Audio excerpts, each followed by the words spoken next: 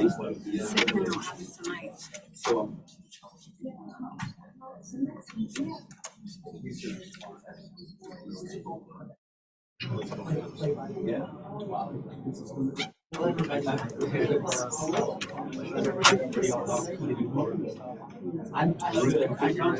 well, no, Courtney's actually. This is the taller part of the roof. Yeah. Courtney's over here, so the east side. Courtney's on the outside, but there's nothing east of it. It was like an island. And all this detail is different.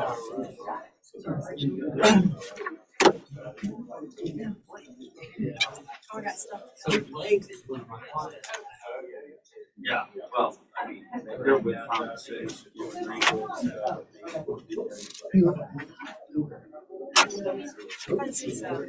That's me. Exactly. Playing the music. It's This is minutes from last meeting.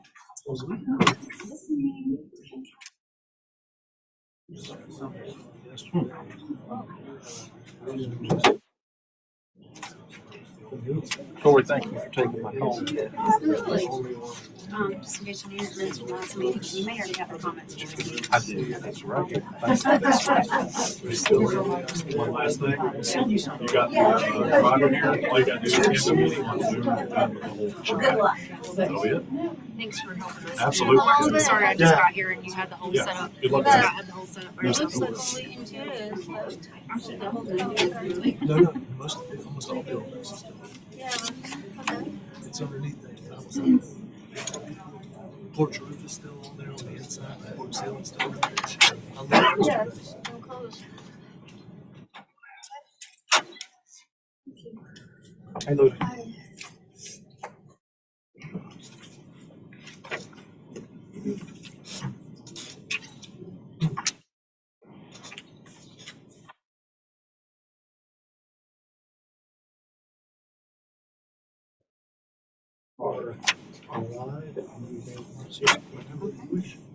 And it is the appointed hour. Okay.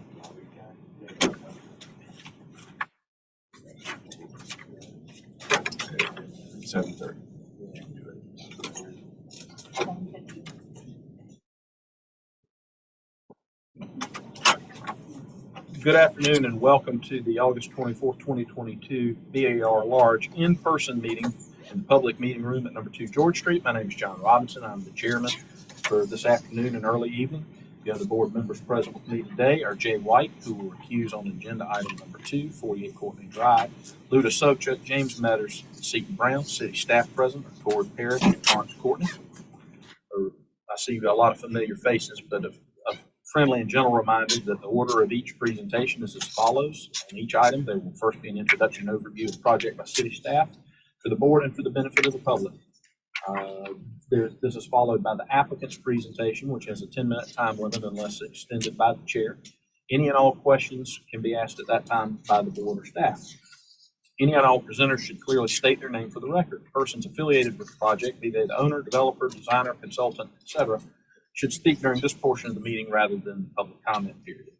The application presentation is followed by consideration of written public comment, which has been submitted in advance of this meeting, at least by noon the day before, transmitted to the board members and considered. Unless requested by a board member or directed by the chair, those written public comments are not read during the meeting. This is then followed by any live public comment for anyone who is with us in the audience this evening. Public commenters are requested to remember they have a 2-minute time limit on any remarks that they have unless extended by the chair. At this point, the applicant does not respond to those public comments. This is followed by city staff comments and recommendations on each presentation. The city staff comments and recommendation period is followed by an applicant response of up to 5 minutes to rebut, clarify, or correct any information in the record if the applicant so desires, based on the public comment and city staff comments. This is followed by a board discussion and a vote. At this point, the applicant presentation is closed. The applicant may clarify inaccurate information when recognized by the chair by raising a hand, or of course, if called upon by a member of the board or staff. Agenda item number 9 this evening was withdrawn. This is a friendly reminder to everyone who's with us to turn off cell phones and other potentially disruptive devices. This is also a reminder to the public that comments should be limited to architecture only. Comments that pertain to zoning are not purview of this board, which include but are not limited to parking, traffic, lot coverage, or livability concerns are not the purview of the board and therefore will not be voiced here. Additional protocols. I think we covered this, but I'll summarize as quickly as possible. All applicants have been required to register and submit documents in advance of the meeting. Any applicant only needs to tell Lawrence or Tori to which slide they wish to advance or go back to, and staff will take care of that. All the materials have been submitted in advance of this hearing by the required deadlines. Public comment is pursuant to the deadlines that I mentioned before if written. 2-minute time limit on anyone who's with us here this evening. Board members will be polled on each agenda item with the exception of approving the minutes, and each will be asked if they are in favor by stating yea in favor or nay not in favor, and if I've incorrectly stated any member's motion, they should correct it as we take it down. Results of all of tonight's agenda items are available at charleston-sc.gov/BAR. Actually, we have an agenda item to approve, which is the minutes of our last meeting, correct? That's correct. All right. I read the draft minutes and don't have any comments. Okay. Thanks. Can I have a motion to approve the minutes? Is there a second? I'll second. All in favor, please say aye. Aye. Any opposed? We'll get that taken care of. Motion passes. Now, agenda item number 2, 48 Courtney Drive. All right, 48 Courtney Drive is requesting final approval for demolition. The board did meet out on the site yesterday at 4:30 p.m. for a site visit. Building not rated. It was constructed in 1939 and it's in the Old City District. Got some context slides. We've got an aerial showing you the location. Courtney Drive.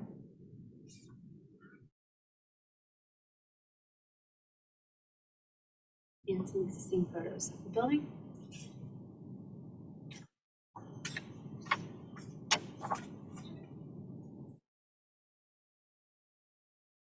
The buildings over there on your left. This is looking south from Courtney. You can use some context. I'm sorry. All right, Mr. Steve Ramos is presenting this one. Good evening. My name is Steve Ramos. I'm an architect working on this development.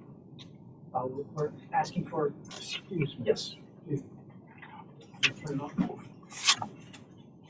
Yep. Thank you.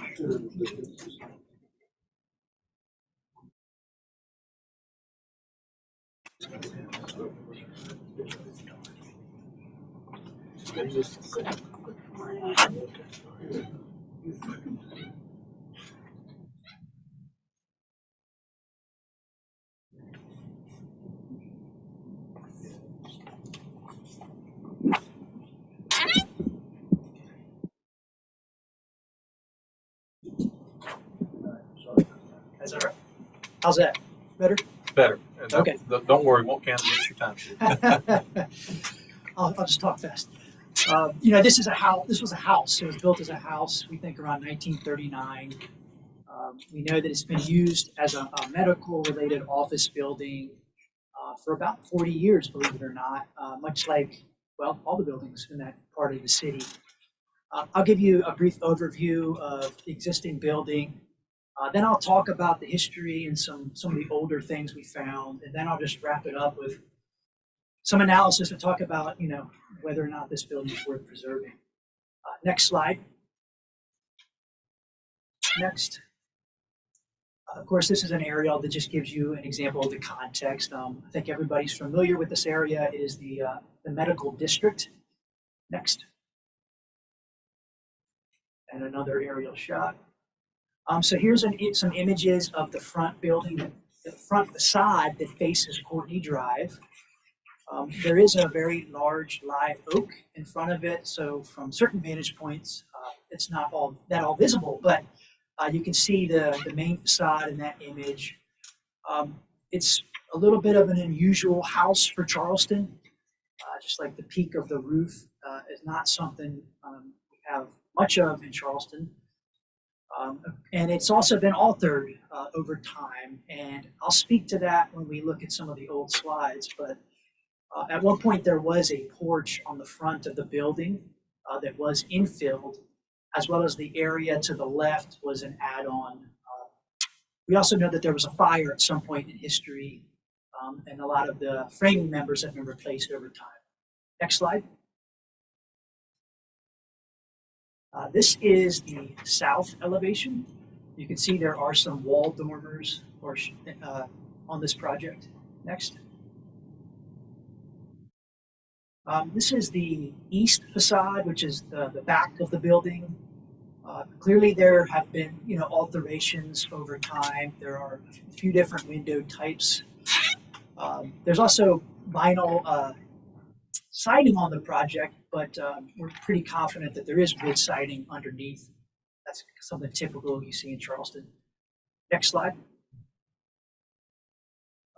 This would be the north facade, which is the side. And there's actually some interesting details here. You'll see there's some corbels on the eave of that, or the rake of that roof. But they're not on the other side. And so there's some peculiar things about this building. Either it was built in an unusual fashion where the different roofs didn't match, or alterations made it that way over time. But it doesn't seem to be, the different parts don't all work together very well. Next slide. Here are some interior shots. There is some nice wood paneling in the building. There's a fireplace that you see in the bottom left. Next. These are just some views of some of the office space. There's an office space on the top, one of the restrooms, and then the framing down in the basement in the bottom right. There is a small basement in this house. Next. This is the stair down to the basement. As you can see, there's evidence that there was a fire at some point. There are old timbers that you can see that are charred. And from that, we understand that, a lot of the framing was replaced, because you have old timbers that were original that are charred, but then you see 2x framing that has been put in its place. So for example, the staircase we know is not original. It may have been in that location, but the actual stair that's there today is not. The current owners believe that the fire was in the 50s prior to their ownership, and that it started in the basement and worked its way up. Next. And so I mentioned there was a front porch. If you look at that kind of diagram in the bottom right, you'll see I've kind of dashed in where there are brick piers that still exist. Those brick piers are behind the wall, and that was infilled over time. And then the image in the bottom left corner, that's a photo looking above the ceiling tiles, and you'll see that there is a beadboard ceiling up there from the porch. Next. So, when I look at the building, there are some things that are just confusing. So, when you look at these two facades, if you didn't know it, you might think it was two different buildings. They don't really match. I'm not sure why, but when I, contemplated whether or not, this is a building we should preserve, the peculiar form, the mismatching roof shapes, it doesn't strike me as a building that's really of particular high quality. It's certainly not a building that is a precedent of Charleston. We just don't see a lot of houses with peaks that steep, as well as houses that have so many kind of mismatched pieces. Next. Just a quick look at the history. Was able to get some old aerial photographs, and it's interesting to see this area before the medical district was developed. But 1957, the L-shaped footprint does show up. And then again, of course, in 1973, and then where we're at today. Next. The oldest Sanborn map I could find that had this area was the ones that are on microfilm at the library. This is 1967. And the house is there, but one of the things we can learn from that is the Sanborn map shows a one-story porch on the building. So we knew there was a porch, but it leads me to believe that the roof above the porch was extended out to infill the space, not only within the porch, but above it as well. And so again, it's clear that this house has altered over time. Next. And this is the 1973 Sanborn. It appeared to be identical to the 1967. Next. And so again, there was a one-story porch. Now, the porch is totally enclosed, as well as above it. Next. I tried to guess what it may have looked like, when the porch was not infilled and with the roof pushed back. I also hypothesized that maybe the roof was not that steep pitch in the beginning, and that maybe it was altered. I don't have a good way of knowing that because we don't have original pictures of the house, but we know at least that the porch, as well as this piece here, was added on over time. Next. This is just a timeline of piecing together all the parts and pieces. We know in 1939 we have a record of an owner, and we think there was a fire in the 50s. But then we have the oldest image we have is from 1957 that shows the aerial, and of course today we think it's radically different. Next slide. As mentioned by Mrs. Parrish, it's not on the architectural inventory. Really, none of the buildings in this area or on Courtney Drive are. Next slide. This is the last slide. And whenever I look at these demolitions, I look at the building first, and I ask a couple questions. Number one, is this a building that is really particular to Charleston? In this case, I certainly don't think so. I've not seen a similar structure. The other thing I asked about the building, is it just a great building? It doesn't have to be a Charleston structure. It could still be an attractive building of high quality that is still worth preserving. But there's so many peculiar things about this building that I wouldn't call it a quality building. It's in good shape.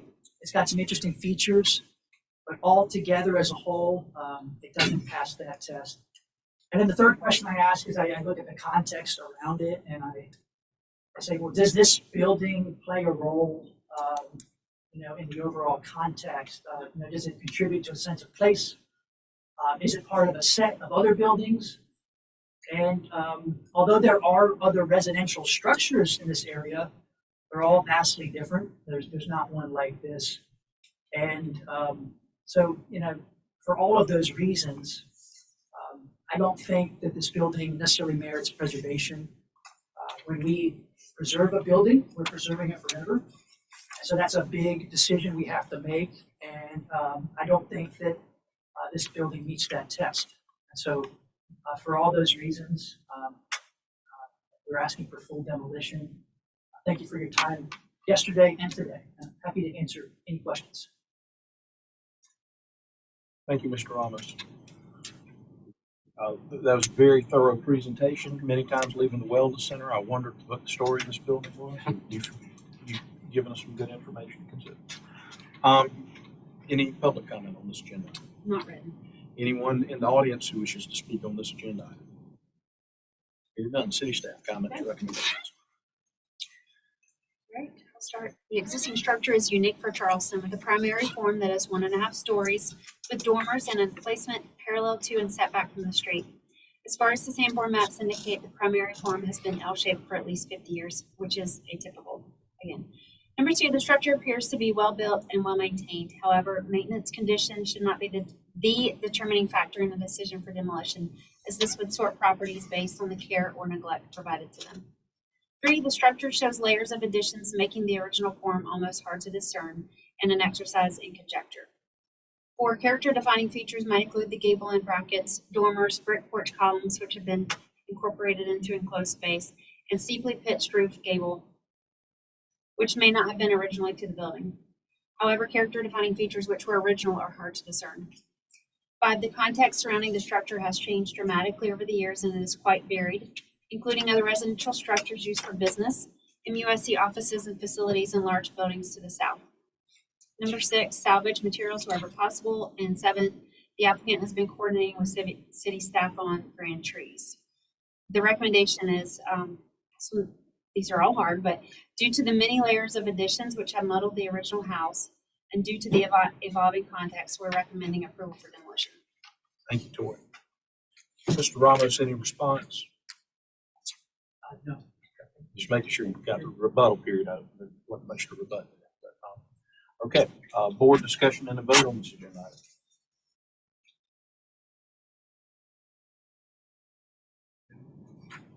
Steve, as always, you do great research and make a great presentation. And you told me yesterday when we talked that you hadn't been able to find photographs maybe prior to 50s or something. As part of your presentation, you said a couple of things that made me respond like this. I don't see its form changing from some of the earliest pictures that I've seen. I think the roof lines are the same as the very early pictures. The peculiarities in the form and the detailing are what I think makes it Charleston. It's unique. It is different from anything that I know of around the city. The installation of a new exterior skin, vinyl or whatever, which may or may not cover original fabric, we don't know. You said it might have some wood siding, it might have some wood siding on it. I don't know that that's enough to support a demolition permit. And I believe the building to be one of the last remaining original buildings on that site. And because I was unsure, I kind of dove into it a little bit, and I was able to find photos from the 1940s, which showed its roof configuration to match what it is now. But it is an island. It's out in the middle of the dump that was being created there. And that house is just sitting out there with the roof configuration the same way. That tree is there still, so you can't get good close-up photographs. Or I couldn't find any close-up photographs, but I have some from the 40s and some from the 50s, which shows the configuration to be what's there. I can't see the detailing on the porch, but I agree. I think that porch was a one-story porch roof on everything that you can see. And there have been, modifications to the east side of the building with the infill. But,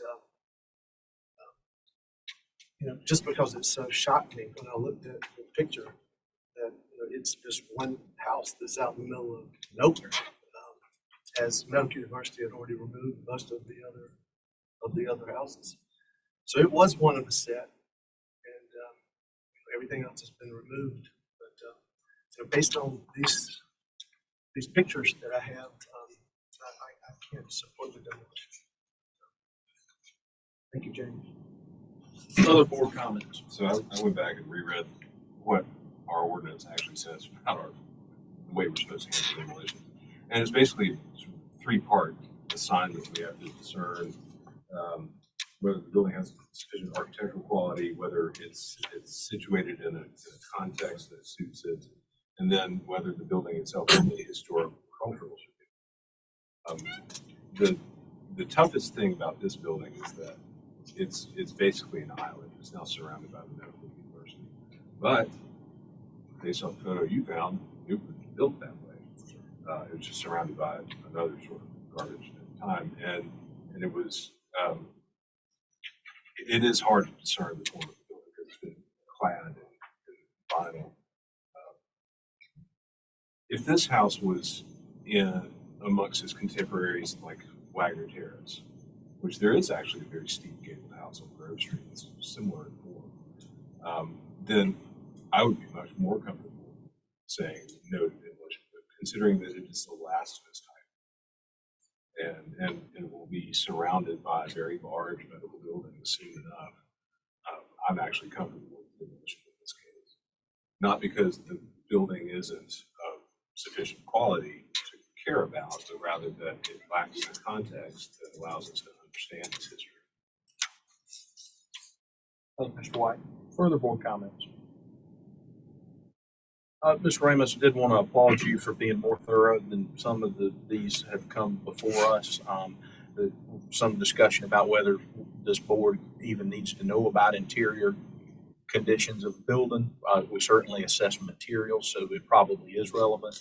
But I appreciate your candor and really going through the pros and the cons of what would merit saving versus not saving. That's not normally the narrative we get, at least on the first cut.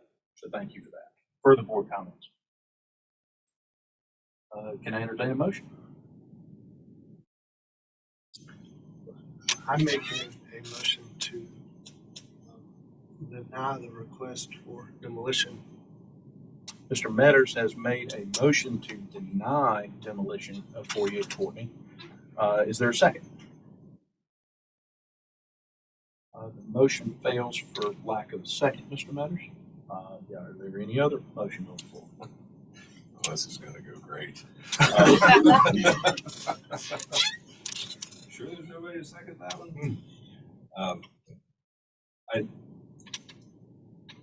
Even though I strongly suspect how it's going to go, I'll make a motion to approve demolition. The motion has been made to approve the demolition. Is there a second? I will second. The subject seconds. I'll go down the roll. Mr. Brown, how do you vote on this motion? Abstain. Mr. Metters. Nay, not in favor. The subject is yea in favor. Mr. White. Yeah. And myself, yea in favor. So the motion to demolish passes, incorporating board and staff comments. That would be the correct statement. That's correct. Regarding grand trees and material salvaging. Okay, thank you, Mr. Rollins. Thank you. What's that? Salvaging this material. I have a strong sense that somebody's going to want that here. I do too. Even though it's none of our concern. Okay, agenda item number 3, 24 George Street. All right, we'll be looking at 24 George Street. This is the College of Charleston Silcox gym. The building is not rated. It's an Anson Borough that was constructed prior to 1943. It's in the old and historic district. This one is requesting final approval for an exterior building envelope repairs, which include stucco repairs and repainting, window restoration, door replacement, and roof replacement. And then we'll move on to context slides. We've got Meeting Street and George Street, and the gym is right there at the northwest corner.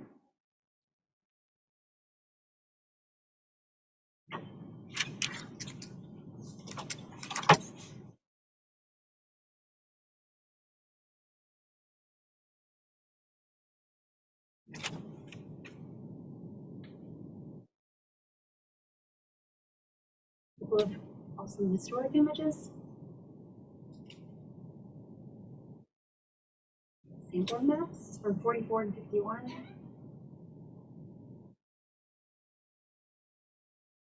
Of the adjacent buildings, the Washington Light Infantry across George Street.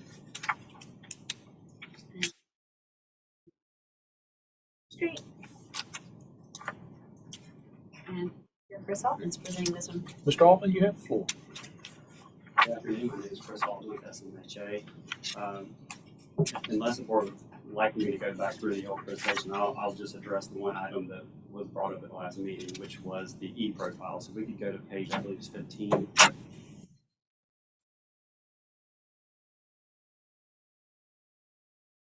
Right there. Yeah. Back one.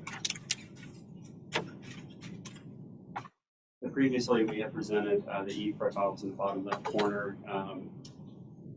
Showed a much larger profile than what the original to the building, and that was due to the redesign of the roof assembly. We went back and had conversations with our structural engineer, and were able to determine we could use a 1.5 inch acoustical deck instead of a 3 inch acoustical deck. So that saves us a good 1.5 inches. And as you can tell, we've added a couple of extra 1x trim boards outbound of the corbelling, which further helped us taper that profile down to, I believe, 5.5 inches over the 8. And then we repositioned the larger gutter in a better location than previously represented. So I think, in our opinion, we've successfully mitigated that concern of that large fascia that wasn't previously there.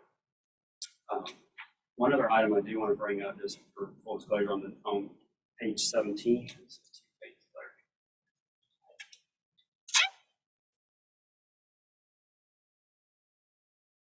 Previously, we were showing the coping, the original masonry coping being removed and new cast stone coping being put on.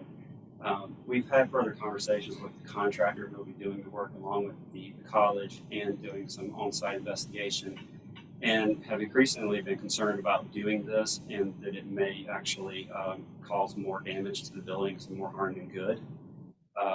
And so what we are proposing is a more light touch and proposing a custom color to match the stucco metal coating over these low, only at the low roof coating condition. The gable coatings along the gable roof we're not proposing to address because they're in good condition and the water sheds appropriately off of those. So this would only be at the low roof situations that we're proposing to do that. With that, I'll open up any questions. Thank you, Mr. Alden, for cutting to the chase and for your very thorough presentation on the previous concerns of the board. Any public comment on this item? No written comment. Anyone on the floor care to speak on this item? Hearing none. City staff comments or recommendations? Okay, number one, responding to previous comments regarding the additional height to the roof, the thickness of the new roof has been reduced by using a 1.5-inch steel deck instead of a much deeper one, as previously detailed. Therefore, the roof edge requires a much smaller profile and the gutter will appear to be very close to the same location as the existing condition. 2, the downspout is called out as a 4x6, which is likely simply a typo. The downspouts should be 6 inches in diameter. And 3, staff considers the Ludo slate an acceptable substitution for the original natural slate in this case, being used for a reduction in weight, but cautions that substitutions such as this are to be made on a case-by-case basis. In this application, there is limited area of visibility due to the distance from the building and height over grade, an anticipated close appearance to the existing roof, and durability and sustainability benefits. Staff is recommending conceptual approval with board and staff comments. Anything you care to address or reply, Mr. Alden? I agree with that. Okay. All right, thank you for, we're all on the same page. I'm sorry. Go ahead, Laura. I'm sorry, Mr. Alman. He's requesting final. And That's we're what I thought. recommending Final. Yeah. So again, staff Sorry is about fine. that. That's okay. Okay. Board discussion. And Chris, this was, the detail was great, and the way that I think I studied it, and the copper comes completely down the fascia and turns down. Right. Yes, I mean, I think it's well done. We'll be I think wrapping it that looks whole piece. wrapping the whole piece. I think it looks really good. Yeah. Thank you. And we know it's been a process. Thank you. I think you agree it's important to get it right. Well, that's exactly right. Further board comments. Fulfilled our considerations, so it's good. A motion? I make a motion for conceptual The fine. final approval with board staff comments. Thank you, Mr. Metters. Is there a second?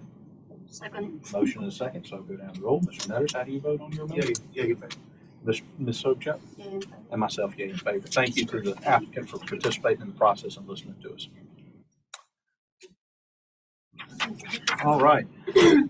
Just a moment while we sort out agenda item number 4 with board members coming and going.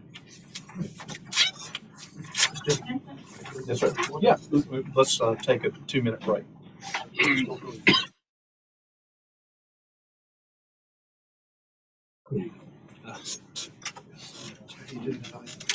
Great to see you. So, thank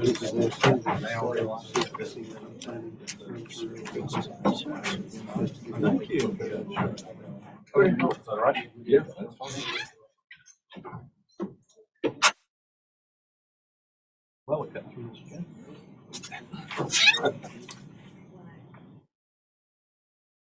Say that on the music.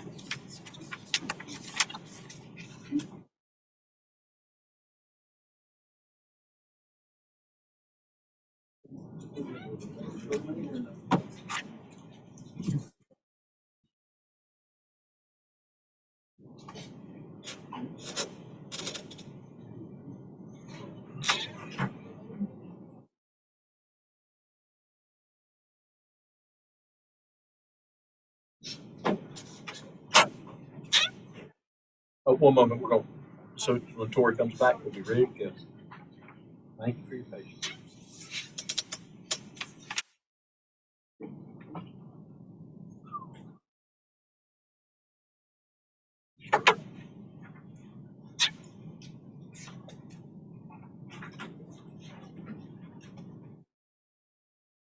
All set? Yep. Agenda item number All 4. right, that one's gonna be 518 East Bay Street, requesting conceptual approval for a multifamily mixed-use building.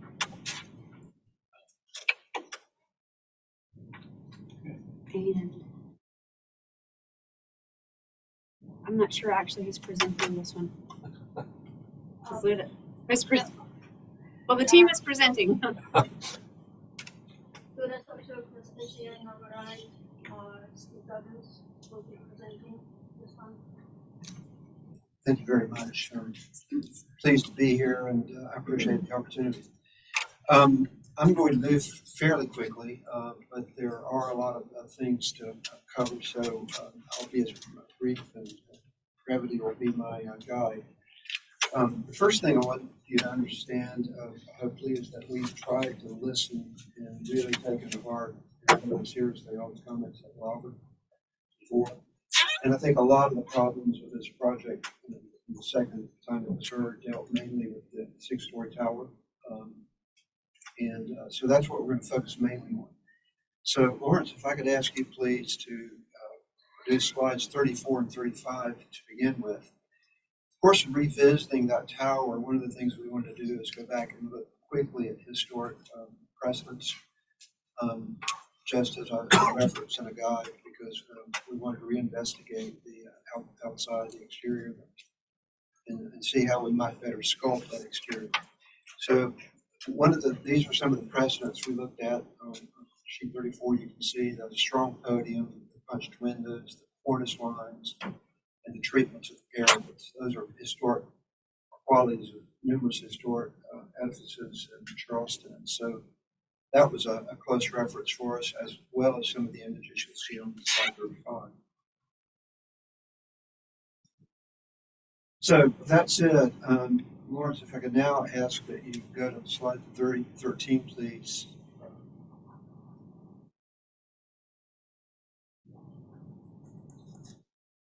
Hopefully they'll be relatively in sequence from here forward.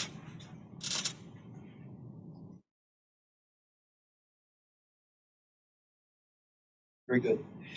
All right, this is the East Bay elevation. Above, you can see the former elevation, and below you can see the newly proposed elevation. One of the comments that we continue to get was that the house, or that the project was blocky. It felt extruded as you move from the ground up. So to overcome this sort of blockiness and to further sculpt the 6-story tower, or the 6-story portion, what we endeavored to do, first of all, step the 6th floor. So this East Bay 6th floor on the East Bay side steps a full 25 feet back. Now, it doesn't step that much around the other elevations, but it does step some, a couple feet typically or more.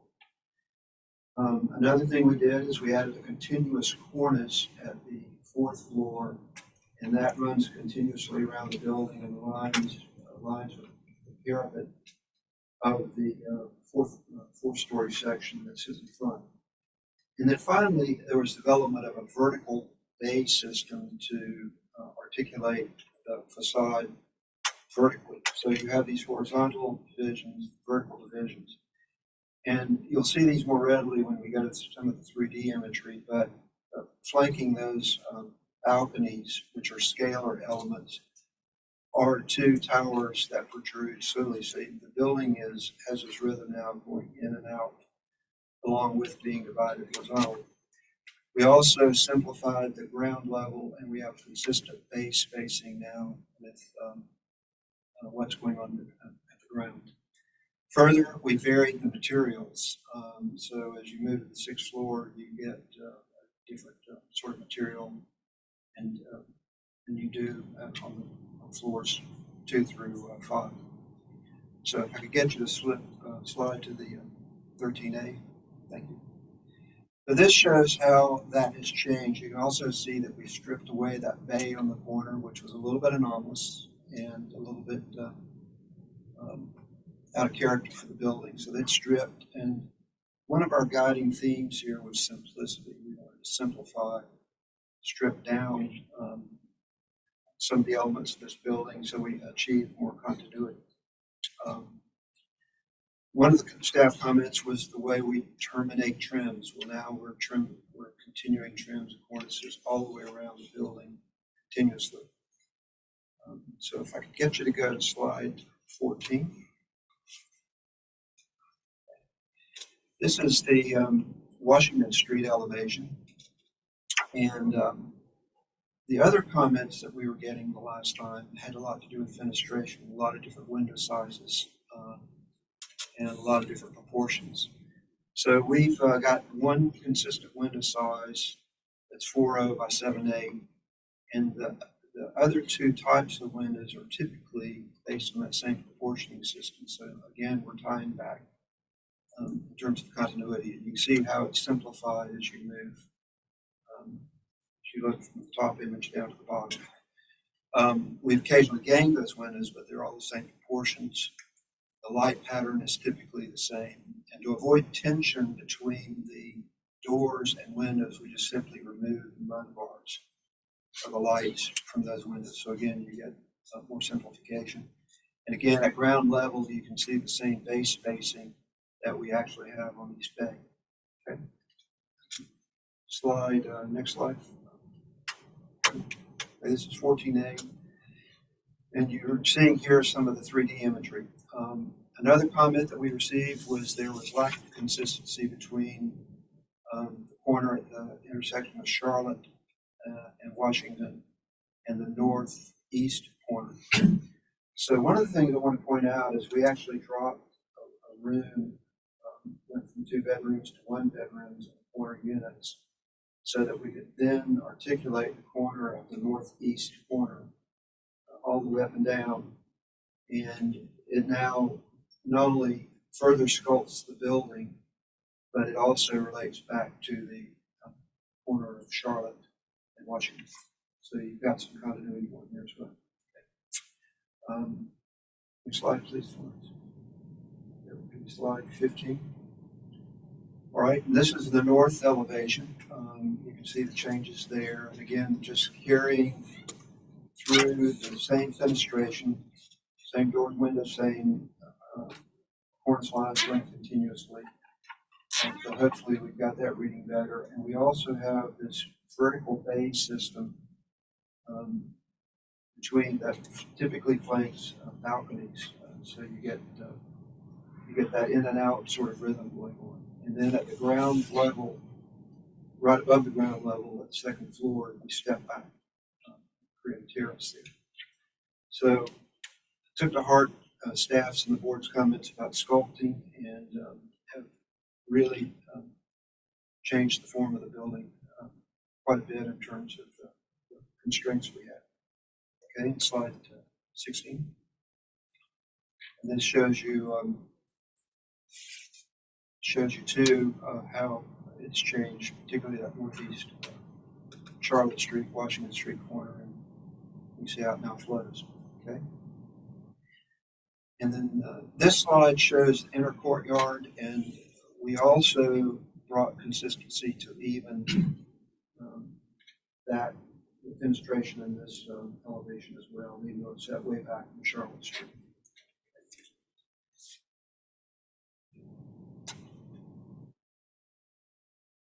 If we can, if you can flip to slide 17A, please, Lawrence.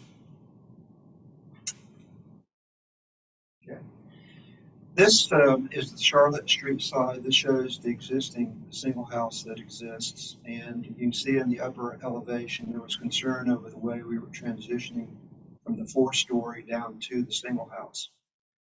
Our client agreed to give up a whole unit, and that allowed us to then step from 4 stories down to 3 and then down to the single house. So I think we've got a nice stair step system going on there, and a nice transition. The cornice of that 3-story portion 2 now aligns with the cornice at the corner of East Bay and Charlotte, which you'll see in just a second, slide 18. So as you look at see how the cornice is now better aligned, and this also gives you a close-up shot went back down to the next to the single house. So hopefully we've addressed your comments, and we appreciate the opportunity to stand ready for questions if there are any. Thank you. Thank you. Get back to that in just a moment. Public comment on this item. There's no written comment on this one. Public comments from anyone in the audience this evening.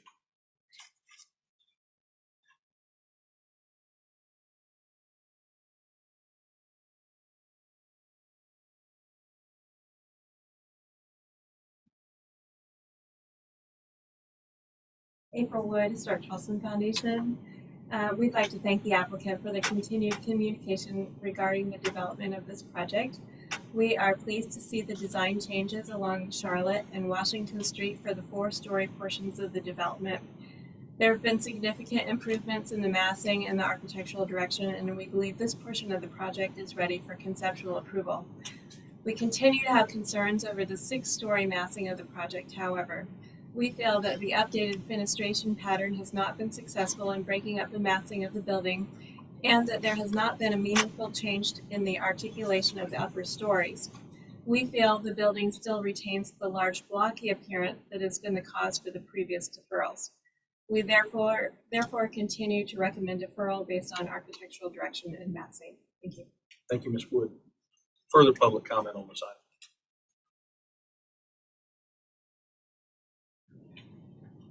And again, with the Preservation Society of Charleston, we want to thank the applicant for reaching out and being in consistent communication with us on this project. We appreciate improvements made to the design to address board and staff comments, as well as our concerns with the fenestration and treatment of the ground floor. However, we feel certain revisions are a step backward for the design. Specifically, the addition of balconies and glass railing to the top of the building detract from the front facade of the 6-story portion. Also, we don't feel treating the top floor in vertical metal panels works well, as it creates a top-heavy appearance that is inharmonious with the architecture of the floors below. We feel the previous version of the north, east, and south elevations, where the 6th floor is most visible, was more successful. Finally, we continue to struggle with how the historic building is sited and engages with the new construction. The board gave clear direction at the previous meeting to study solutions in accordance with the Secretary of the Interior standards, to site the building at the street front to retain its existing relationship to the street and create a rhythmic pattern with the neighboring single house. We see this has not been accomplished in the current proposal. Also, to reiterate our previous concern, the setback location of the house makes it feel as if it's being swallowed by the new construction. We strongly feel the lobby should shift further away to allow the historic building to read more independently and give the historic building better relief. While we feel the project continues to make progress, we encourage the board to incorporate conditions addressing issues with the front facade balconies and top railing, the 6th floor treatment, and sensitive siding and incorporation of the historic building. Thank you. Thank you, Ms. Minigan. Further public comment on this agenda item. Seeing none, city staff comments and recommendations. Okay. The applicant has responded to the prior board and staff comments. The building components each have a clean and ordered language while complementing each other. The massing has been revisited in order to provide a transition down to the existing house on Charlotte Street and to enliven the north facade of the 6-story portion. The fenestration has been refined for consistency within each building component, and refinements have occurred along the ground floor at Washington Street. Therefore, we are recommending conceptual approval with board and staff comments. Very good. The applicant has up to 5 minutes to respond. Just one or two comments. The materiality of the 6th floor and the railing, working, still quite happy to continue working with the groups and community and the board on it. But I think we've met the criteria that warrant approval for conceptual, general architectural direction, form, massing, so on. And obviously, we've worked hard to sculpt the building and respond to some of the other comments that were offered. So with that, I'll leave it in the board's good hands. Thank you. Board discussion and a vote on this agenda item. Well, I'll kick it off. I know I was the one that kind of made all the hullabaloo about the standards versus vis-a-vis relocating the building, but it seems like we're in a little bit of an intractable situation if another city department values that tree so deeply, desperately. And I think that it would be a mistake to relocate it, creating a gap between that and the existing building. So the spot it's proposed to be in may be the best alternative.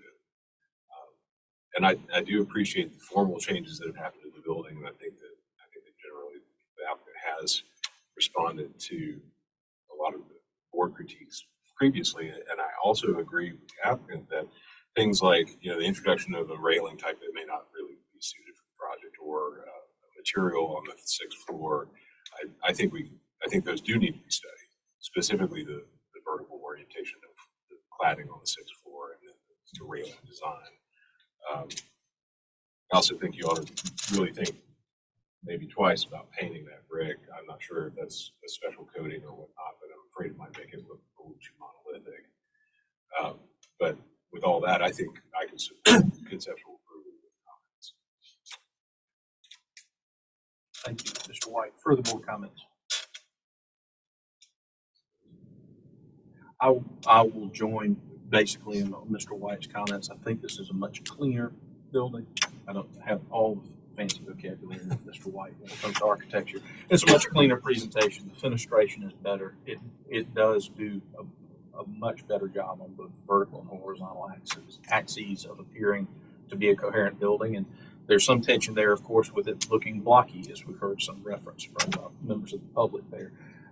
And I also join Mr. White's concern regarding the very practical constraints we have regarding things that are not within our purview and within the purview of this board. And I think that the 6-story portion of the building is greatly improved from its previous iterations. Further board comment, Mr. Metters.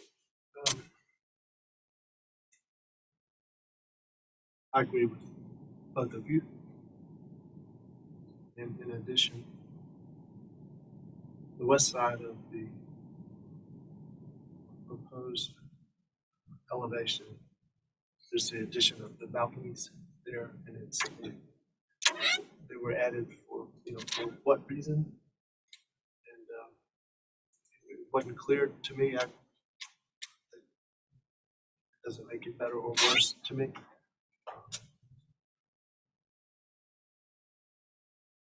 I feel like the east side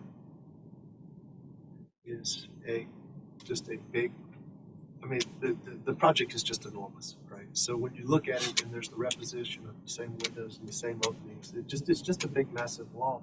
I think that's what it is. It's just what it is. The southeast and northeast corners, I do think those are more interesting. And so it's good.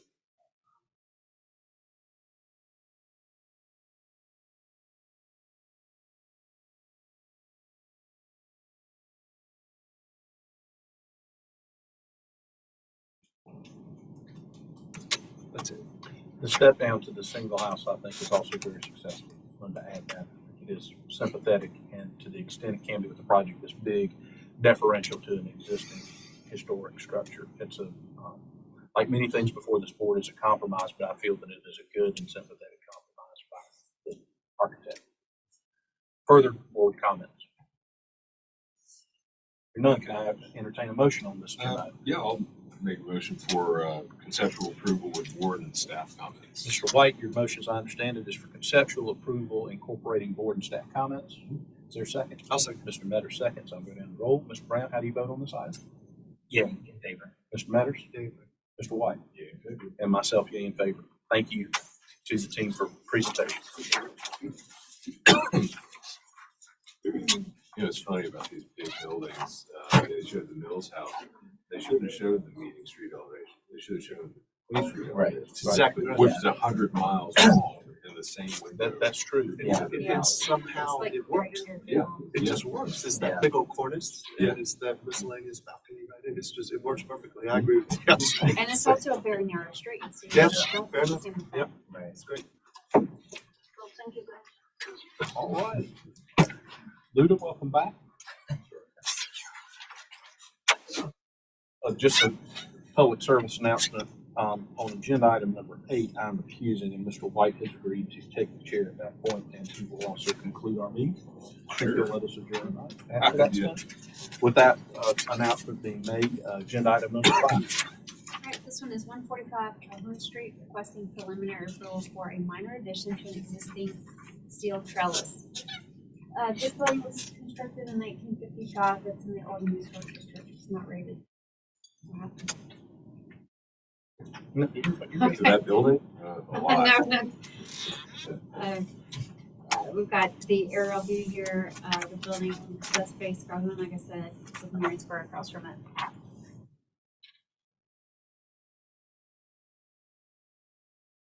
And this is the existing steel trellis. And the proposed steel trellis will be on the right side.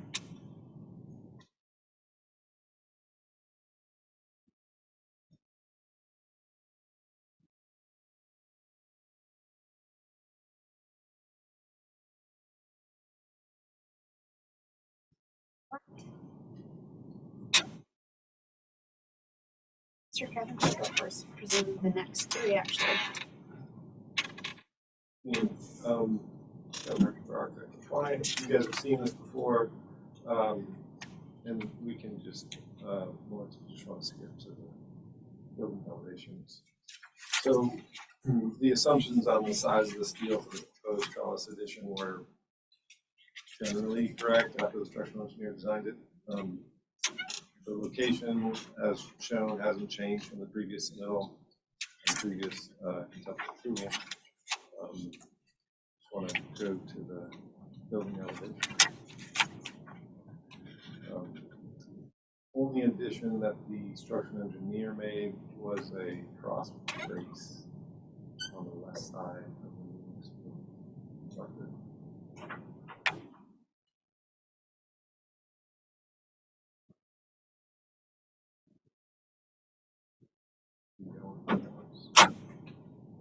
I'm not sure what slide, but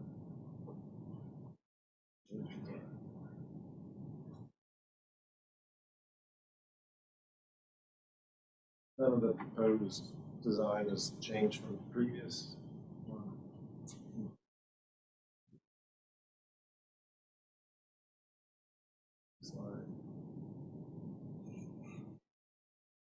Slide. And so this is the cross brace structural engineer added, which is included in his drawings, which are in this package as well. The other piece that is a part of this is the covering, the proposed covering within the trellis. So if you go to the next slide, the detail hasn't changed. Going to the wall section. And I was hoping to get a sample in my hand to present or give to the board, but 2 weeks on, I still don't have it, unfortunately. But we did send city staff the proposed material and product literature. I'm not sure if that's included in what you guys saw, but it is a insulated polycarbonate panel that is made for exterior purposes, and it's got a little stainless steel clip that goes in. So, and the idea is to just let some translucent light in, but protect it from the elements a little bit more between gaps in the steel. So it's going to be pretty invisible both from underneath because it'll be on top of the steel channel, and then from the street it's going to be practically invisible because it's all hidden within the steel trellis. So, I think that's generally it. Thank you, Ms. Shorter. Any public comment? None. Any public comment from the audience? Seeing none. City staff comments, recommendations. Number 1, previous meeting did allude to the follow-up review being handled by staff, but this was not included in the board's motion. That's why it's back. Number 2, applicant's drawings continue to be light and do not show elements such as downspouts requested. Staff finds their locations to be unclear, but assumes that the downspouts are placed behind the new cross bracing. However, the section showing the location of the downspout seems to be at the location of the shorter knee wall. 3, structural page S210 shows the addition of a cross brace frame at the western end of the new terrace structure to be attached to the 3rd floor deck. Architectural drawings depict the framing attached to the top of a knee wall at the edge of the roof. Please confirm and check for consistency between drawings prior to the follow-up review. 4, staff has had the opportunity to evaluate the polycarbonate glazing system to be used and finds it acceptable in terms of aging and durability. It is noted that the system is only rated for 145 miles per hour wind loads in this hurricane-prone area, but that this will suffice for all but the most severe weather events. 5, while staff is confident that the applicant can make the project and its details work, it is important that prominent elements be shown and will be at the next submission. Staff recommendation is preliminary approval with more information to be provided for a final review by staff. Any response from the applicant? No. Board discussion and vote? Well, when we got the draft staff comments, I noticed and I agree with the comment that the package is very light. It's an application requesting final. And, material samples of anything that's unusual, which polycarbonate is a submittal requirement. And the fact that there's a lot of little but important details about the small addition that are still missing from the documentation, that's a problem. And the issue is that, in order for this process to move smoothly, the board has to understand specifically what we're approving. And knowing that there's going to be a downspout there, but not knowing anything about that downspout. I mean, I know that's a very small issue, especially for this board, but the details do matter on something like this. This building's very prominent. It's been chewed on by 1 million people for 2 generations. And I have no problem with the aesthetics of this, but I would recommend that and this is going to seem sort of awkward, but recommend deferral with subsequent reviews by staff with all of our comments. But I don't think the board can give it any level of approval based off the scale of information that's provided here. Are you moving? No, I was just saying that I might do that. Okay. Further board discussion. I agree. It's just about every single comment here asking for additional information. It's a small item, but combining it's a project. So. Further board comments. I understand. Okay. We're trying to move this thing on. I'll introduce a motion for deferral with subsequent review by staff with board and staff comments. Subsequent review by staff? Like deferring it, but when the application is remade, it goes to staff. Got it. Mr. White, your motion, as I understand it, is for deferral with subsequent review by staff and incorporating board and staff comments. That's correct. Is there a second to that motion? I'll second. Yep, please. Mr. Brown, I was getting the credit for that one. We have a motion and a second. Mr. Metters, how do you vote on this? Yay. Ms. Ocho? Yeah. Mr. White? Yeah. Mr. Brown? And myself, I'll be the odd man out, nay. But nonetheless, the request for the motion for a deferral passes. Essentially 2 more steps. Right. Agenda item number 6. This one is 186 Concord Street. This is Fleet Landing, requesting final approval for modifications to the front entry and to a storage area at the southwest side. Building was from 1942.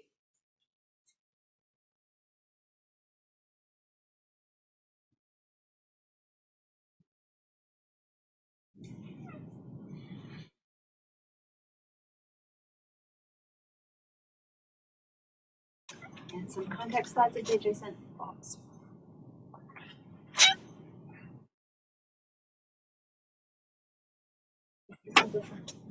Kevin, you have the floor again?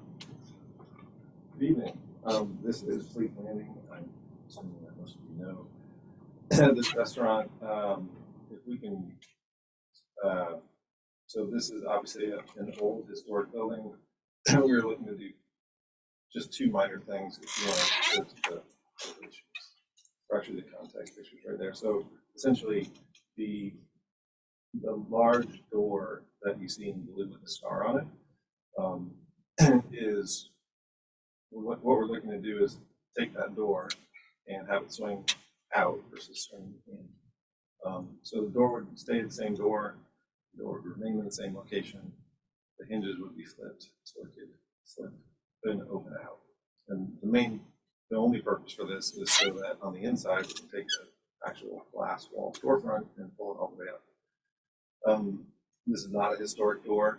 When Reggie Gibson redesigned this as a restaurant 10, 15, 20 years ago, he designed and fabricated this door and thought it would be good. So it was not original to the building. It's made out of wood and painted. It is not no way a building envelope. It's strictly for security purposes.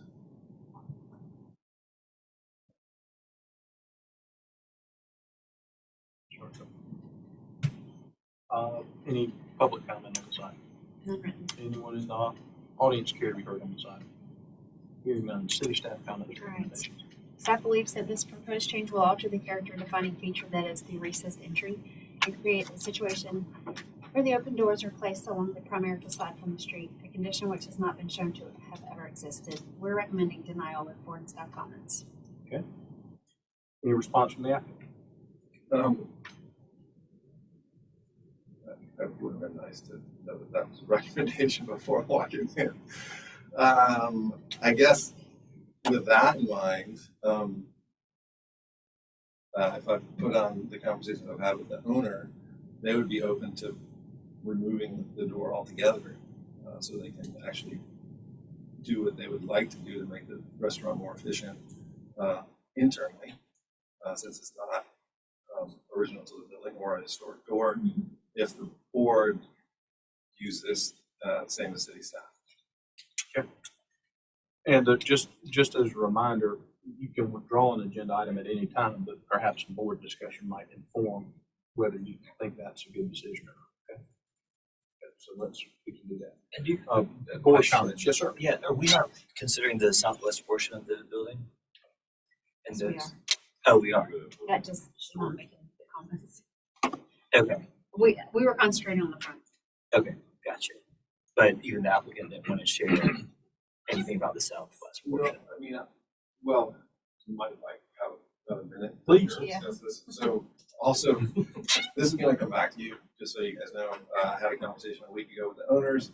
They want to propose this is why I actually didn't bring it up, because we are looking at taking off the chain link, redoing that with a different type of high-end louver system that fits more with the context of the brand new hotel, new shelving system. So it all gets dressed up. So that's coming eventually, just not built. Okay, thank you for that clarification.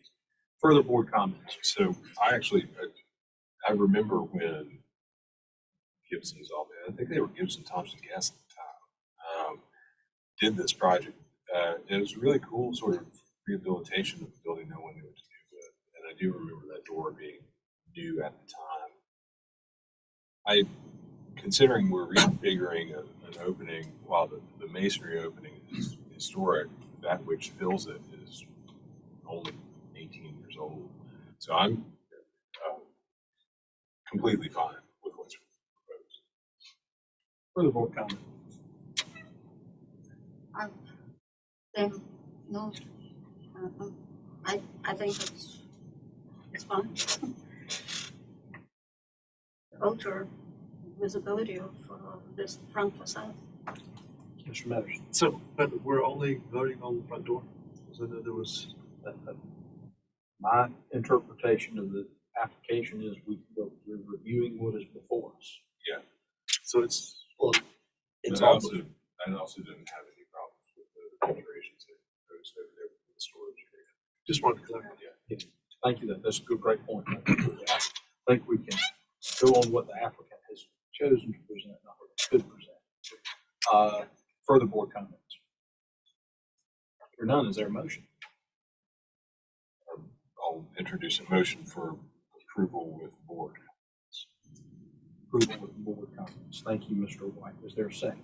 Ms. Sobchak, seconds. I'll call the roll. Mr. Brown, how do you vote? yeah, in favor. Mr. Meadows? Nay, not in favor.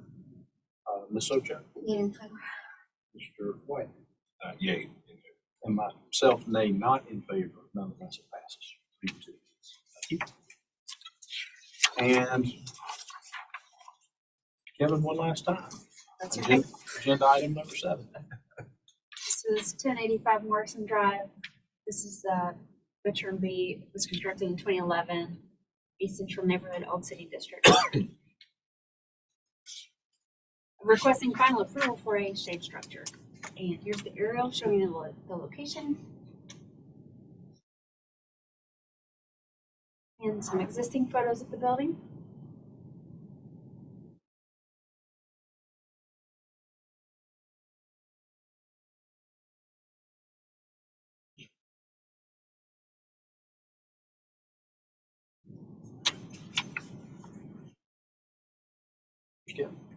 Thank you again.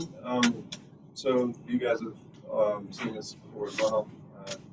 You want to just go to the plans to start with.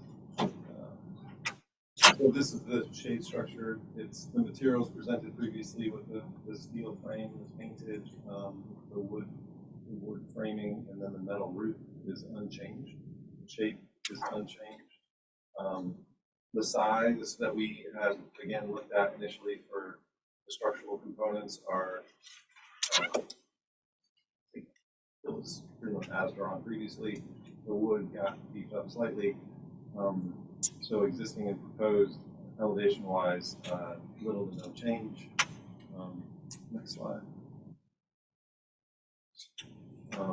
Same on this side or this elevation. Next slide. And same on the Green Street side. Next slide. Next slide. So, you know, in part of the conversation last time was just how to detail this out since it's all going to be exposed, and took that to in consideration and talking to the structural engineer and looked at ways to have clips and fasteners that, knowing it would be exposed, that would be aesthetically appealing. So we got instead of what your typical connections might be for steel, we got little pins and bolted connections and splice plates, which we're hoping to end up with a clean look and a well detailed trellis structure. So it's all kind of built into these drawings. It'll be that time to look at them. There's still some massaging to do. I noticed the structural engineer has a clip on one side of the frame versus between the two wood framing members, little items like that, which will get tiled in. The other thing, if you go to the renderings,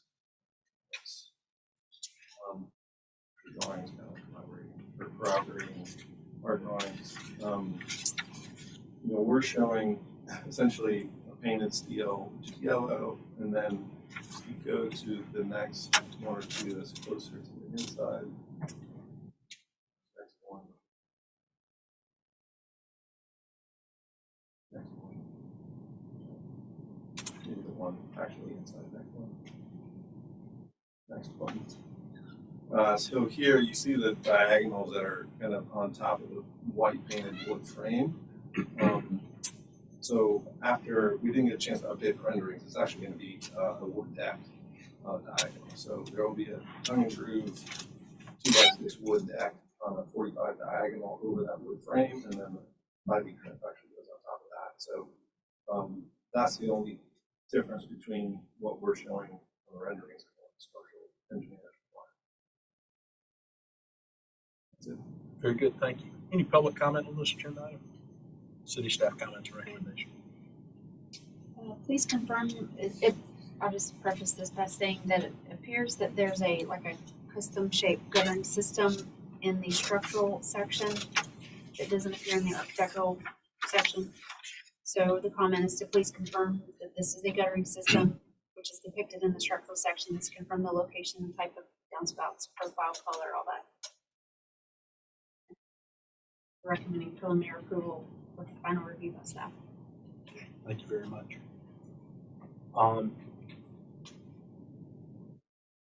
Response. Kevin. Staff is correct. There is a guttering system in there. There's a location for it. We haven't detailed that out for downspouts. The other thing that's not shown, there obviously is still apartments, but there will be power and conduits for fans, as lighting out there as well, which will obviously include the next middle. Thank you very much. Board comments and a vote on this item? Motion to approve with website comments. Is there a second? Aye. Ms. Silcox? Whatever, yeah, you got it, sorry. Okay. Mr. Matters, how do you vote on this item? Nay, not in favor. Ms. Silcox? Yay. Mr. White? Yay. Mr. Brown? Yay in favor. And myself, yea in favor. Thank you very much. Passes 4-1.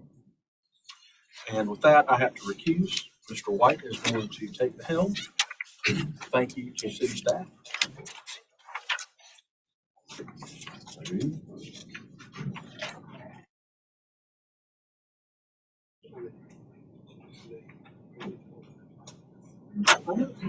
I knew exactly where you were going. I was going to make a comment. Mr. Brown. So since this is a large application adjacent to a residential neighborhood, I'll reiterate something that our chairman announced at the outset of the meeting. That's just in case anybody is unfamiliar with the purview of the board, it's purely the architectural effects of the project, issues that might be related to traffic, noise, those sorts of things, livability issues aren't really part of our consideration, just so you're aware as members of the public. All right. All right, agenda item number 8 is 2935 George Street, 306 King Street, and 84 to 88 Society Street. This is a new construction project. It's in the Heights District 6, Old and Historic District, requesting conceptual approval for construction of 2 new buildings, Building A at George Street and Building B at Society Street, will include a hotel and mixed uses incorporating a portion of the existing building. Some context, if you will, the red outline depicts where this project is. Society at the south, George at the north. Some existing photos, this one taken from George Street. This one from Society with the salvage remnant building on your right with the green awning. This is back on George Street.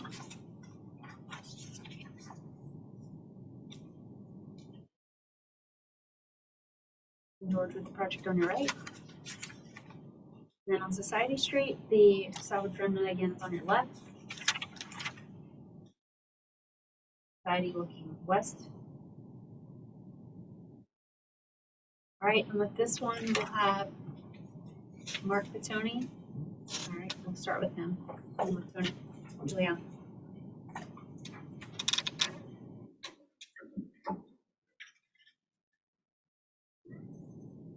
Wonderful. So again, my name is Mark Petoni. I'm with Petoni Architects from Los Angeles, California. We're working in tandem with Goff D'Antonio Architects here as our local architect, a wonderful team. So we're super lucky to be working with them.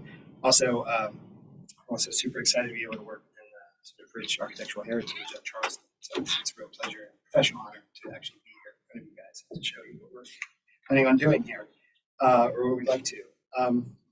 So let's see, I think maybe probably the best way to start, just for time, I believe you guys have already seen most of the material, so we'll kind of do some of the larger imagery. Can we go to the site plan?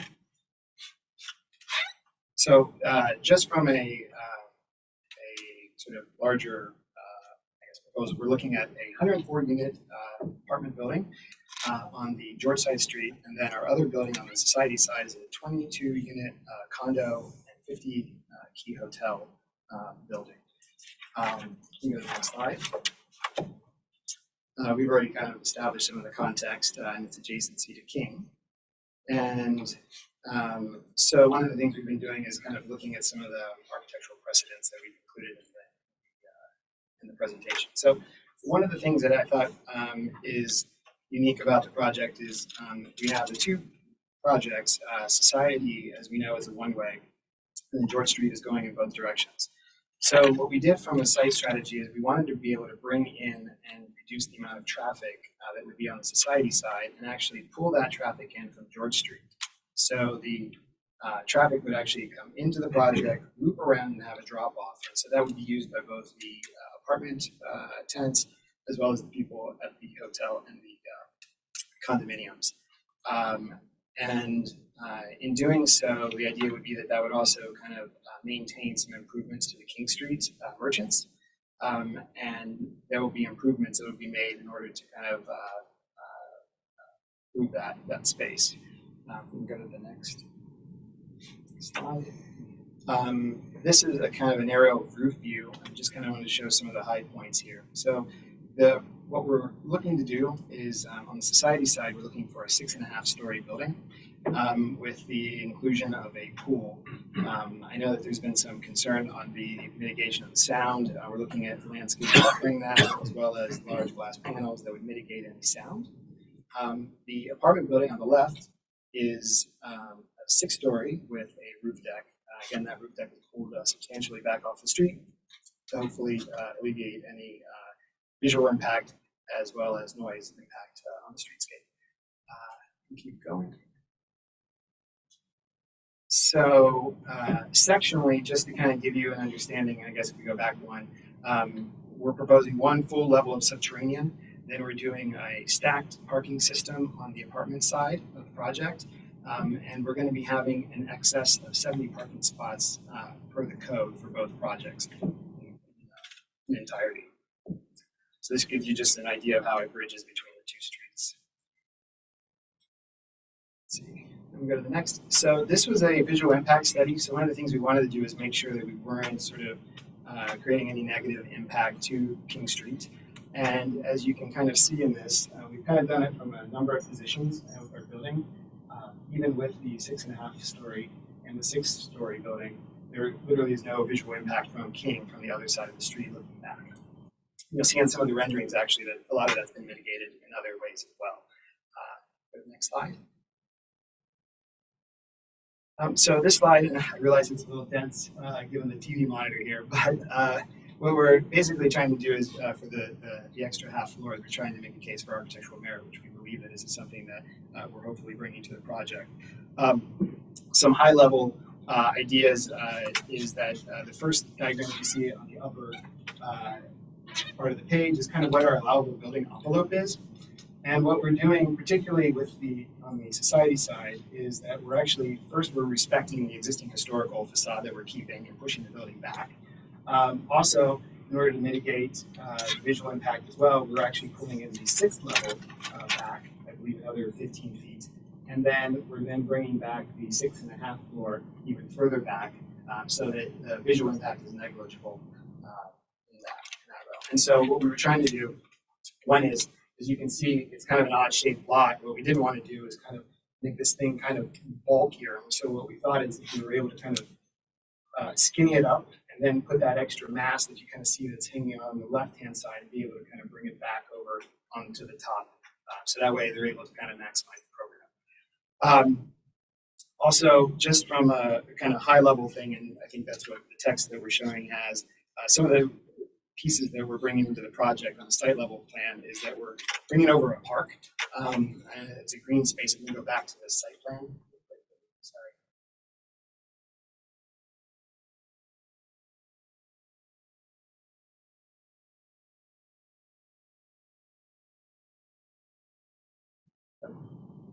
Got it. Okay, sorry about that. But there's a green belt that's actually going to be used for public access. We also were thinking that the vehicular traffic being pulled onto the site is something that actually is deemed architectural merit. And also the excess parking that's going to be used for public use that's going to be given over to the public realm in order to help with the retail establishments there. Let's see, can we maybe jump ahead? We have several slides to kind of show just architecturally what we're kind of working on. These are kind of more rudimentary drawings. What I wanted to do is maybe go to slide 50 and kind of talk about the building's specificity.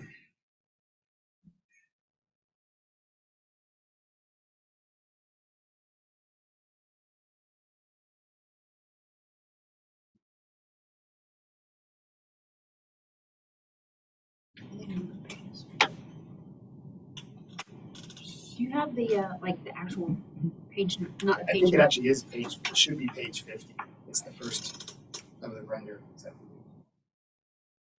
Like an AA and an AB system.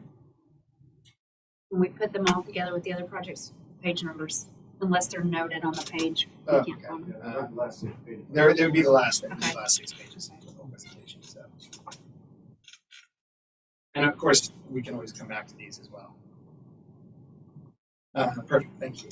Got it. Thanks. So, let's see.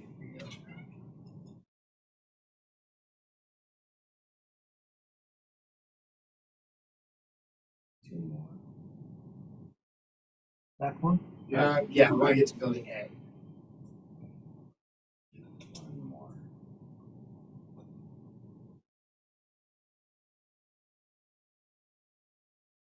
Sorry.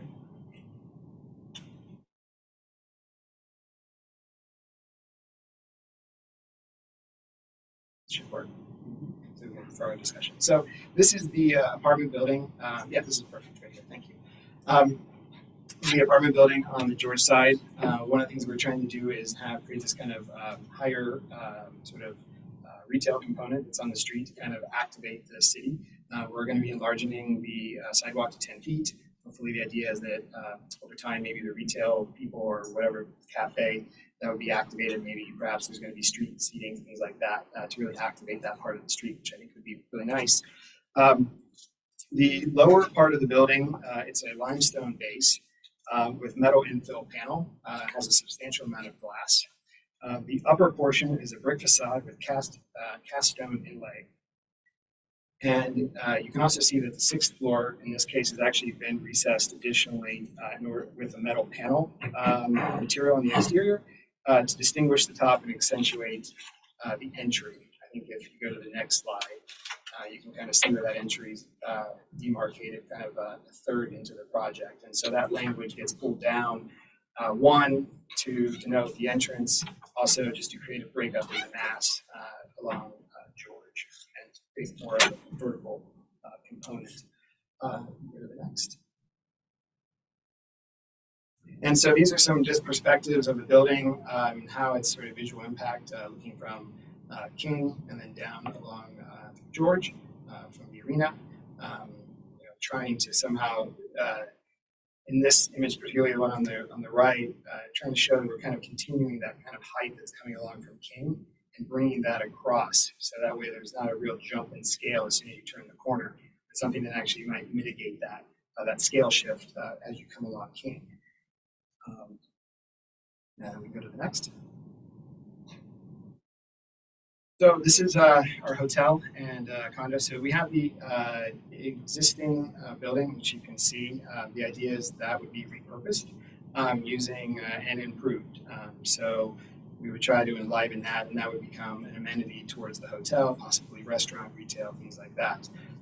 What we've done is, as you can tell, we've taken the facade of our project and kind of pushed it back to bias the existing historical building, and also created on the left-hand side, you can see there's kind of a forecourt, kind of give a little bit of a pause as pedestrians kind of enter into the project, but also to further sort of accentuate and highlight the building that's there.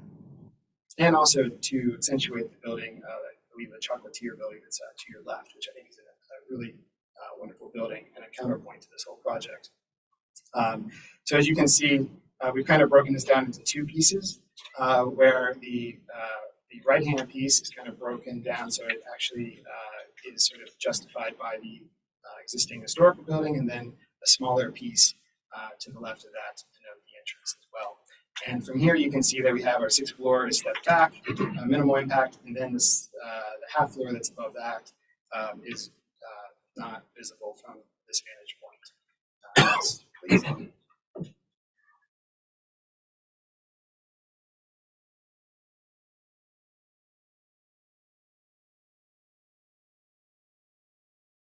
Slide. Perfect. And so this is more of a straight-on rendering, just to kind of show how we're trying to activate the streetscape. And it's hard to see from here, but some of the architectural detailing of this. So most of this, in this case, is going to be limestone and brick.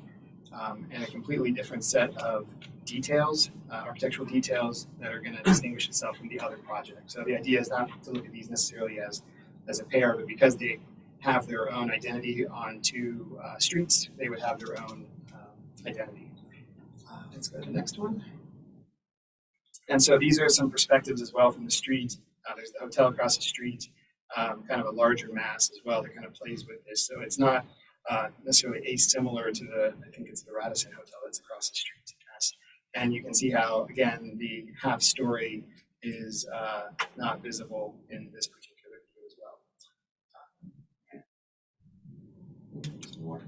And this was actually one of the more interesting views I thought is particularly coming from King along, I believe it's Dumas department store, is as you look down, because our building is set back so far because of the existing building that we're maintaining, it's really negligible in terms of any visual impact along that side until you kind of get to it.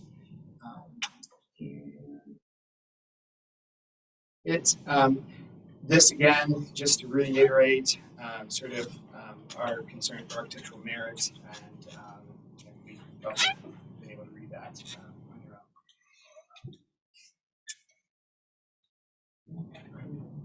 Well, I guess parking, as far as the parking lot being off the street, not visible, the entrance to the garage. Right, so that's one of the things too. On the George side, we're actually bringing that along the side. And also, one nice thing is if you look at sort of the exterior elevations of that building, we're kind of carrying that same architectural language around that whole entire base to really break up the scale, even though it is about a story and a half. It's really there meant to break it down.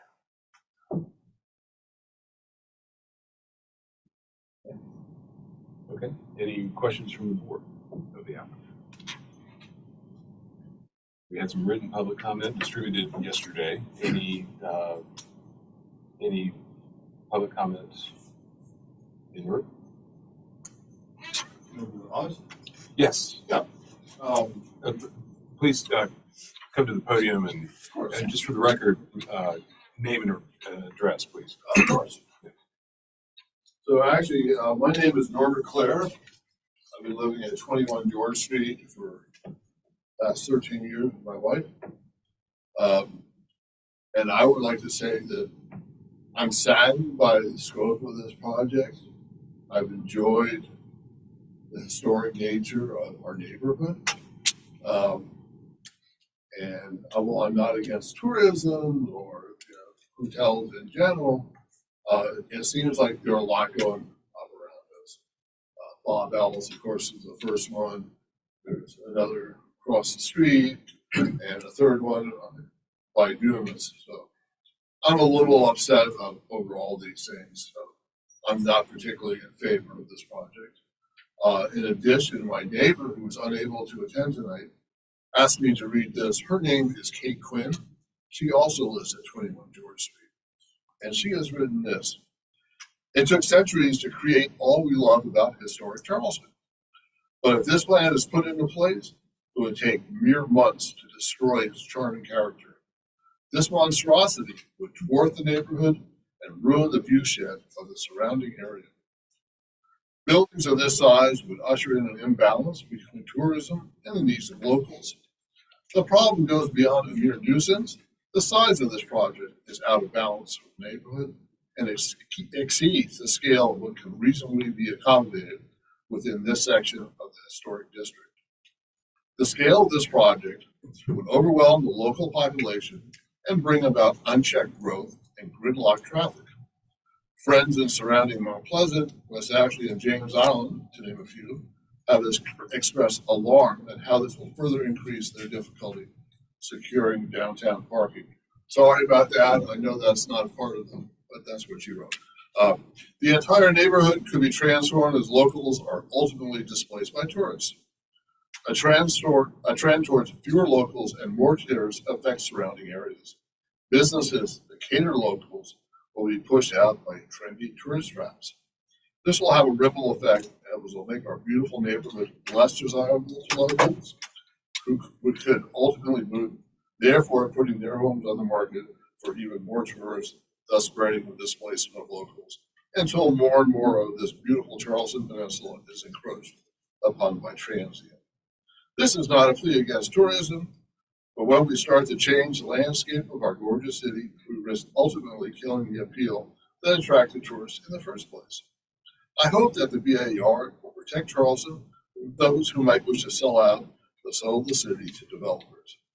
It's imperative that the BAR will protect historic integrity and preserve the historic fabric of the buildings that surround this lovely section of King, George, and Society Streets.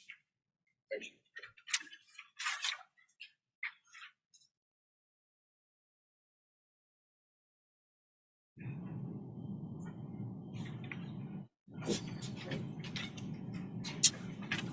My name is Michael Hay. I'm here with my sister, and we are here as the fourth generation owners of Province Toolbox at 308 King Street. Wanted to thank the leadership on this project for listening to us, cooperating, supporting us as we're supporting them, as this project is appealing to us and it has a lot of good things. And we also have our concerns that we would like to put on the record.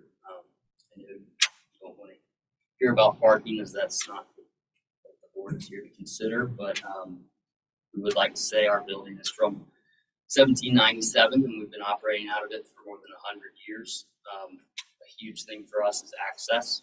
Right now we have 148 parking spots, and we are just concerned with accessibility for local shoppers to get in and to interact with us and the businesses that make this area of King Street such a vital piece of commerce for the city.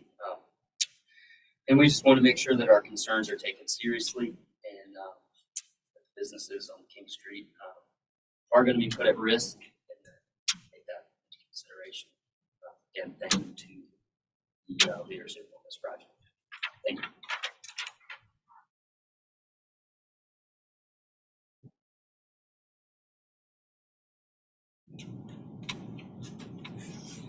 Erin Mendenhall with the Preservation Society of Charleston. We appreciate the applicant reaching out and being receptive to our feedback on this project. We do want to acknowledge that the project team handled restudy of the design well after being denied earlier this year. This sets a good example of going back to the drawing board and responding to feedback by city staff, the board, and community members to come up with an approach that better responds to Charleston's unique architectural character. Overall, we think this is a well-executed design that draws on historic architectural precedents and incorporates high-quality materials and substantial details. Through our review of this design, we have struggled with the visibility of the glass enclosure on top of the historic building facing Society Street. We understand from conversations with the applicant that the discrepancy in the drawings show the true height of the enclosure in the elevation drawings versus the renderings. And we just encourage the board to clarify that the enclosure will be maintained at the lower height, not to exceed the height of the existing railings at the top of the historic building, to mitigate the visibility of the glass enclosure. And overall, we look forward to working with the applicant to review and refine the material palette and details as the project progresses. However, the one aspect we simply cannot support is the request for additional height. While the test relies on architectural merit, it looks equally at the context. And in this case, we don't think the request passes muster. Located in the heart of the historic district, directly adjacent to 2- and 3-story buildings along Lower King Street, this is one of the most sensitive sites to seek redevelopment in recent history.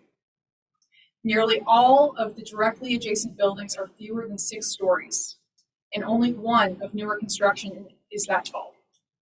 There's no way around it. This property's context is overwhelmingly historic and much smaller in scale than what is being requested today. Therefore, we feel very strongly that any additional height would be inappropriate to introduce to this setting. And we would also add that we believe that traffic and parking considerations, while very commendable, do not support a request for additional height through the BAR process. Nonetheless, we are supportive of the project receiving conceptual approval on the basis of the success of the design, but feel the request for additional height should be denied to be respectful to the context. Thank you.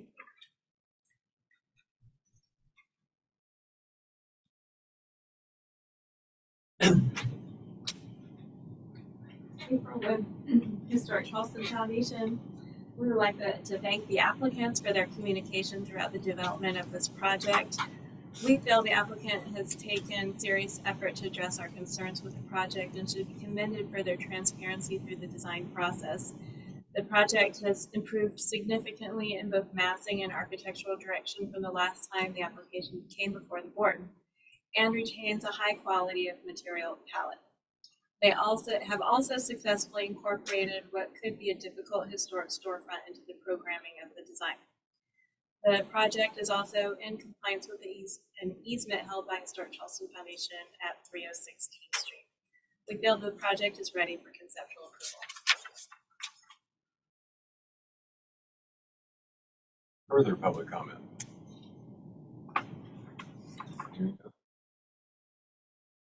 Go to city staff.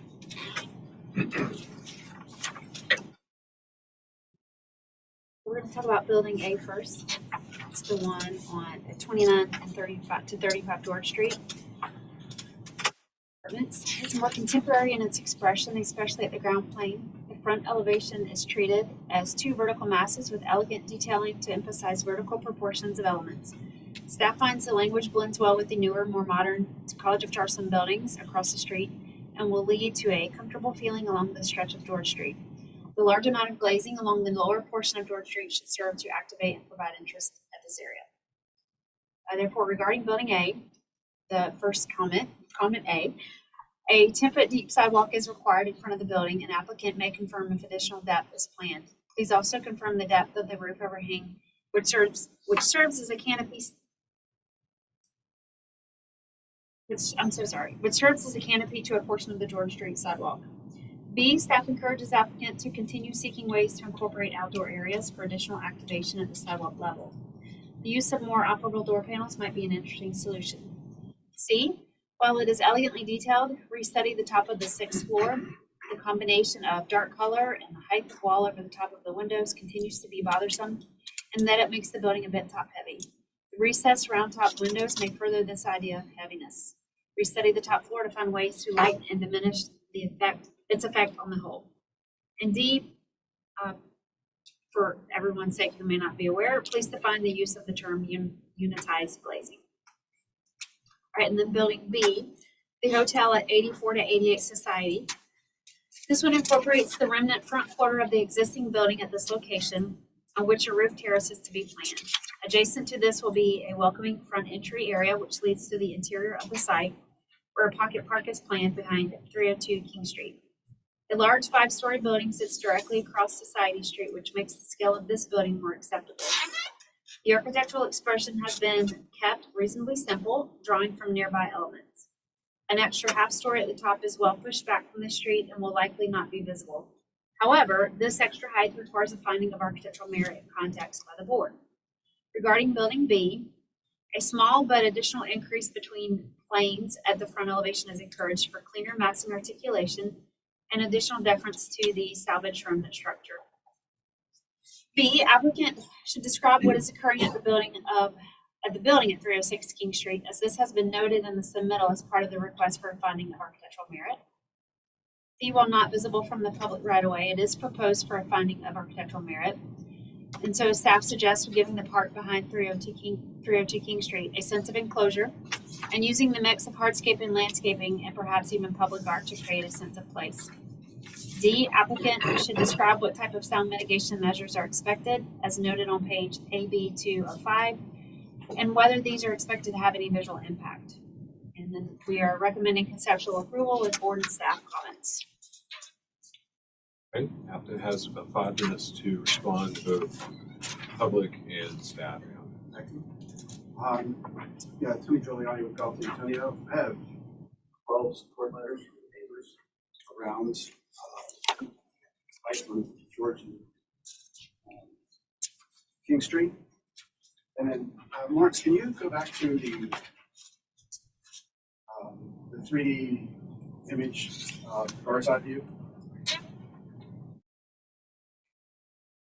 First, I'd like to address Mr. Clare's comment in regards to the size of the project and how we try to really mitigate the size, because this is really 2 buildings. I mean, this could have been 2 separate projects. these buildings could be much bigger than what we're proposing here. But by combining both of these projects in on-site circulation, we're able to keep these buildings, minimized. So, and then wanted to show in this bird's eye view is that if you look at the 3D renderings, you'll see that it's hard to see the building. It really blends in with what's there, and we don't feel that our massing is much taller than anything else that's in that area. I understand that, next door building is 5 stories or 4 stories, but in the same sense, when you look at these heights of these buildings, our half story is not out of context here, especially when you're unable to see it. Only at a distance and from, up in the air. And then as far as Mr. Hay, we understand the parking. We're providing 75 additional. We can provide more. We certainly will try. It's we're just limited on the side. And then we appreciate Erin's comments. We certainly work with her. Again, we disagree with as far as the height of the mass, and the reason why we broke it up was to respect the buildings that are around us. There's that historic building that we partially demoed. By pulling that front facade back, we're able to maintain that character. And then by pushing it, sideways and putting it up on top, we're able to create a park that's going to be used by everybody. Will be manned and maintained by the hotel. So it's not going to be a dark spot where people can just hang out. It will be manned. And that's the front entry of the hotel. And that's the drop off. And then as far as the city's comments, we agree that we have 10 foot right now. George Street, 25 George, they were also concerned about the width, so we're showing 10. But that's because of the zoning required. We're not opposed to looking at trying to get additional space, whether it's by opening up doors. We can study that as moving forward. And then also, like I said, we talked about creating a park. Then I'm sorry, I can't remember the word you used for the glass. You referenced unitized glazing. Yeah, I believe that was supposed to name curtain wall. Well, that's what I thought when I Googled it, but I just want to be clear. Maybe you meant unified. They have unity. Yeah, that's right. And then, Mr. Daniel Ferrara, he'd like to apologize. He couldn't be here. He was sick, and his wife just had a baby. He's watching now, so he's there. So, but yeah, he apologizes, and he wants to thank everybody for really participating in this project. Do you mind if because I had thrown out that question about the sidewalk, do you know the depth of the roof overhang? Because in some of the roof plans of that first floor up on George, it does indicate that there's a significant overhang, but I'm not sure if it's. You're talking about the front entry? Yes. Yeah, well, not the front entry with the curve, but the on the elevations, but of the building A, but there is some overhang, some canopy that shows up in the roof plan. Over the sidewalk? Yeah. I was just a little confused about how much is there. Okay, so actually right.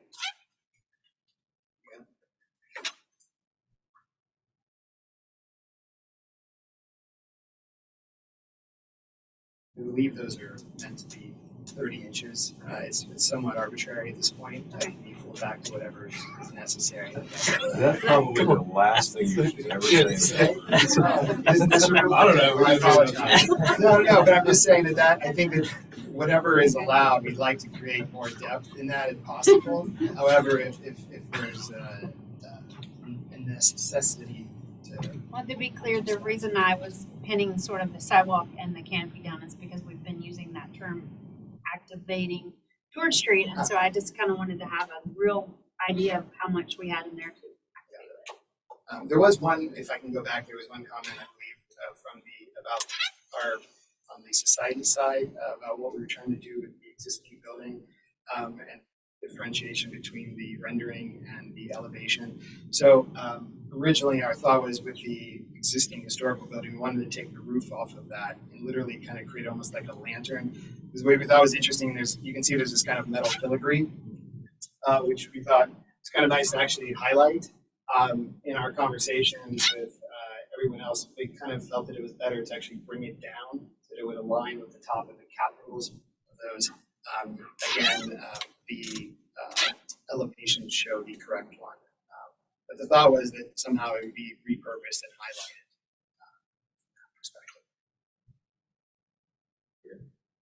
Anything else? Okay, great. Sorry, I'm out of line here, but do you expect any of the sound mitigation measures that you've indicated to have a visual impact? Or are they only on the half story? Those are only on the half story. Those are all on the half story. Yes. We hired a sound consultant. And once we get into the Board discussion?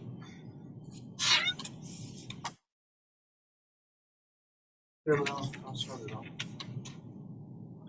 So, could you go back, Lawrence, to the aerial view building 8B?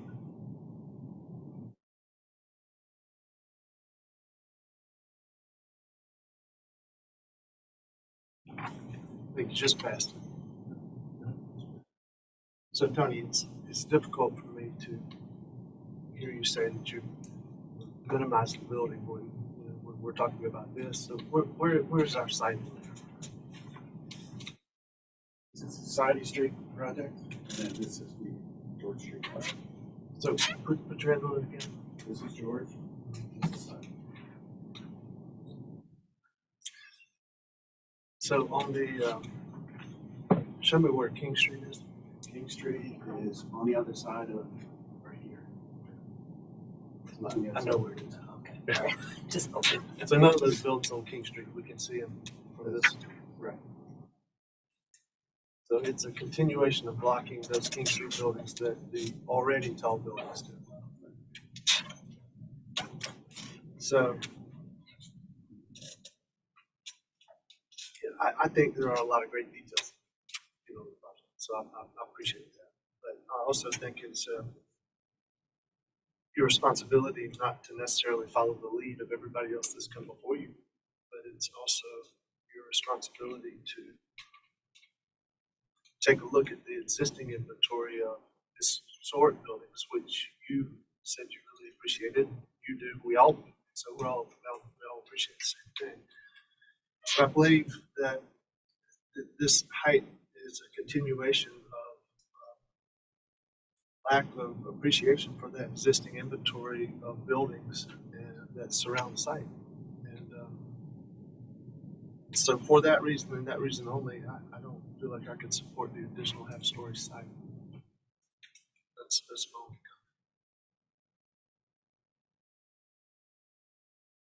comment. Other board comments? I'll share that I think the project has come a long way from the last time it was presented. And it's a great example of going back to the drawing board and coming back with something that was very intentional about adapting to the Charleston community, both architecturally, style design, and salvaging current historic structures. As mentioned by staff, I would like to see 309 King Street. It keeps getting referenced, and there hasn't been any review of it in the package. So I'd like to see that. I appreciate the recessed top windows. I was walking down George Street earlier and felt like they were very reminiscent of the Johnson Center right across the street with the round windows. So I appreciate taking a look at the context. Having said that too, though, in relation to what Mr. Metters has shared, is that when you're looking at the context, 6.5 stories for this area, the height just it doesn't fit. I appreciate y'all showing the different vantage points down King Street of what could or could not be seen, but that's still, you could be at the Renaissance and be able to look out and see that it's considerably higher than the others. There's the potential for you coming across the bridge to see that structure in particular. is not necessarily always the vantage points of the surrounding block, but the larger context of the city as a whole. So I would agree that the architectural merit for the final story, I would not be able to support, but I think generally the project is in the right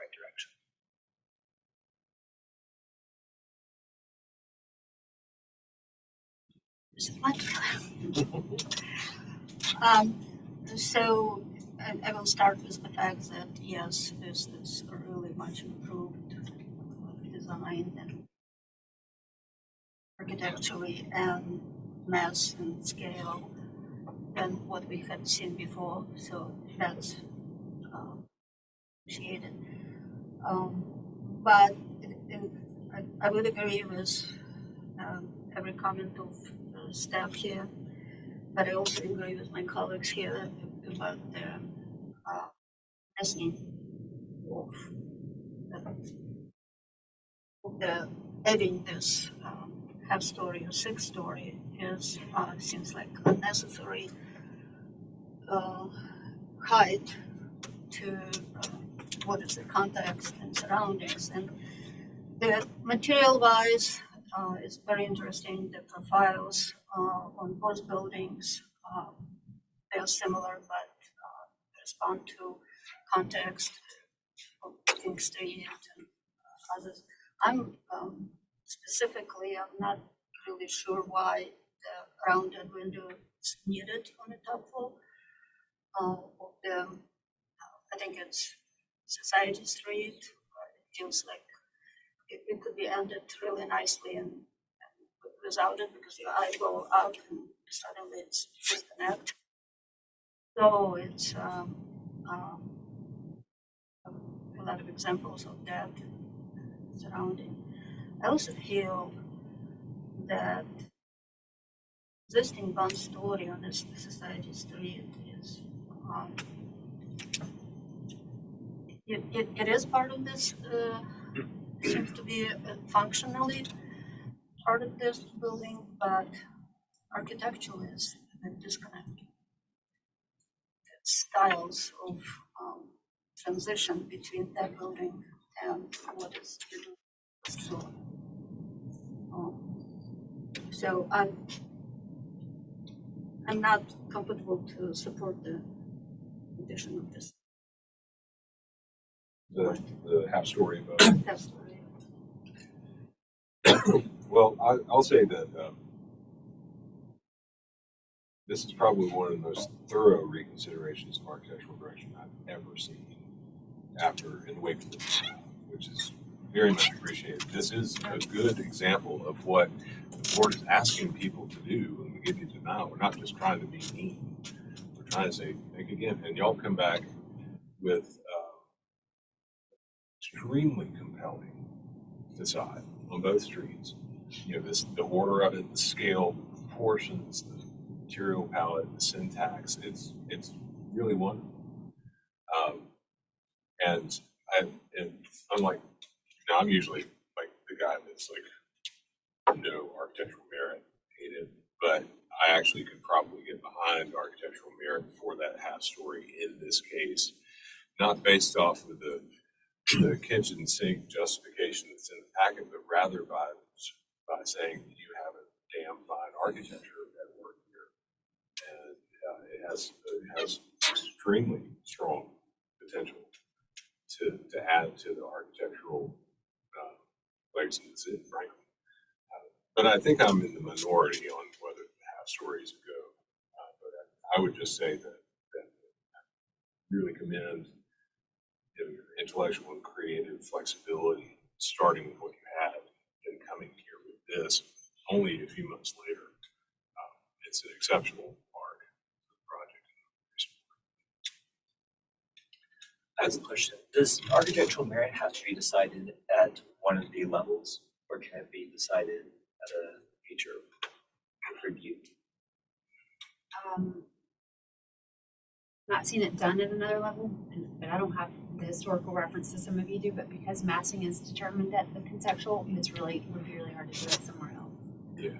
Yeah, it's tough, and based off of what I've heard out of you all about your concerns with granting the extra floor, it's not because the facades aren't beautiful. It's really about the context, because it's architectural merit and that said, I wouldn't want to inadvertently suggest to this applicant that they water down the quality of what's proposed here just because you can't have a rooftop pool. Which I think that's why staff is recommending what they are, so that we can affirmatively support the architectural direction of the project while possibly not accepting conditional hiding. So, Mr. Chairman. So Tony, I was speaking very deliberately about my feeling based on the volume of space that's been filled, especially adjacent to the historic structures. And this has come up earlier in our proceedings that you can always withdraw at any time during this proceeding before we vote. And for me, think about some additional line of sights. When I was studying the plan, I saw from King Street, maybe some additional line of sights from Society Street, George Street. Diagonal coming at all different views. Help me.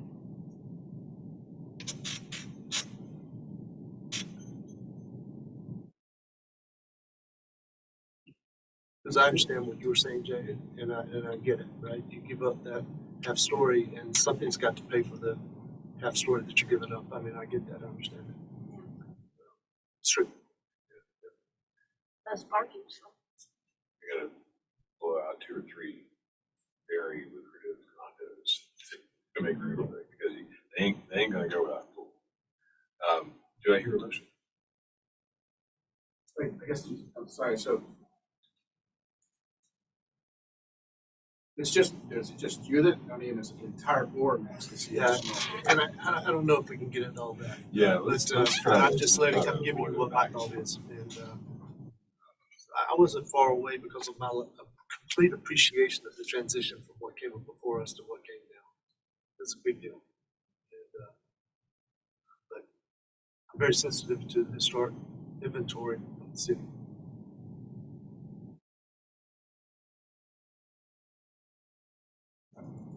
I would encourage all to find a way to allow this project to move forward in some fashion. But, lest we win the impression that what they've done isn't fantastic, which frankly it is. I've said what my suggestion would be.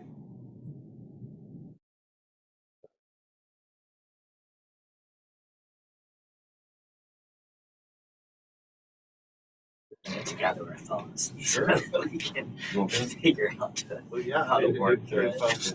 So having had no response, then I would make a motion for a deferral of the project with board and staff comments.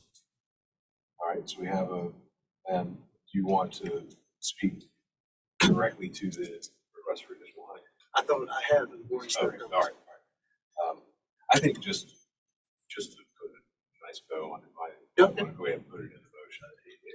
When Julia looks at it later, you can just say deferral with board and staff comments, denial of additional height, which is approximately what you're suggesting. That's not what my motion is. Right. That's not what my motion is. My motion is deferral with board and staff comments. Okay. So we have a motion for deferral with board and staff comments. Mr. Metters, do we have a second? I'll second. Go down the roll, Ms. Stepchuk, how do you vote? Yeah, in favor.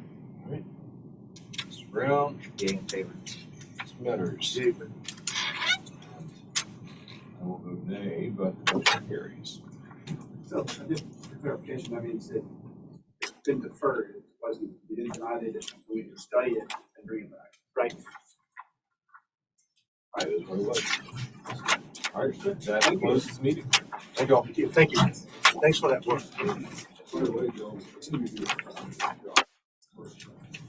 Oh, I guess we're, I think we're off. I guess I don't know. I have a feeling. Has nothing to do with your architecture. Yeah, we're done.